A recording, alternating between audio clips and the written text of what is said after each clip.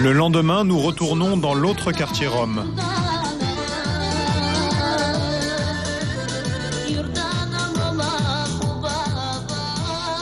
Aujourd'hui, c'est dimanche et comme chaque semaine, il y a un baptême dans le quartier. Une naissance est une fête. Le nouveau-né est accueilli par des chansons d'amour et des danses.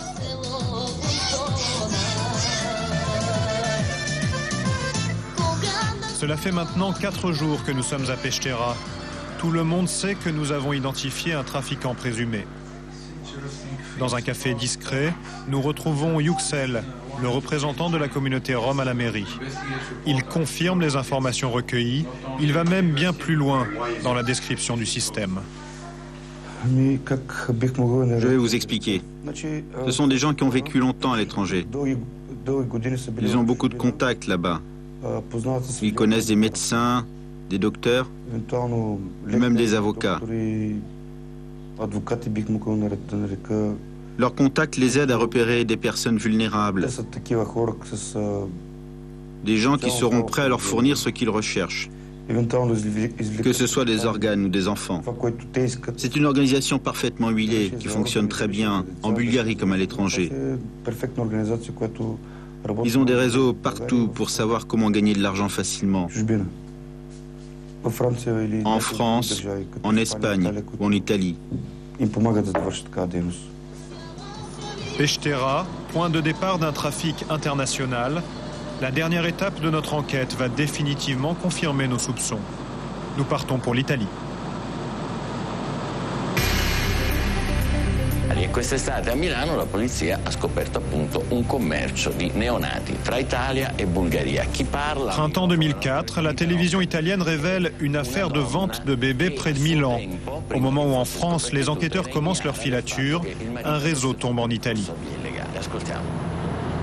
Son mode opératoire ressemble étrangement à celui que les enquêteurs français sont en train de découvrir. Direction Pordenone, dans le nord du pays. C'est là que tout s'est joué grâce à la patience de ce jeune commissaire, Massimo Olivotto. 6 mois d'enquête pour, comme il le dit lui-même, l'affaire de sa vie.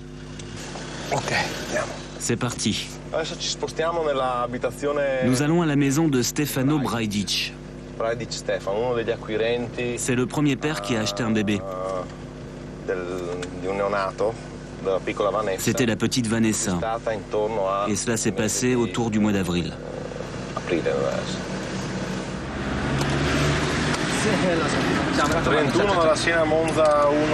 Les hommes du commissaire Olivotto l'ont repéré grâce à des écoutes téléphoniques autour de sa maison, dans la banlieue de Pordenone.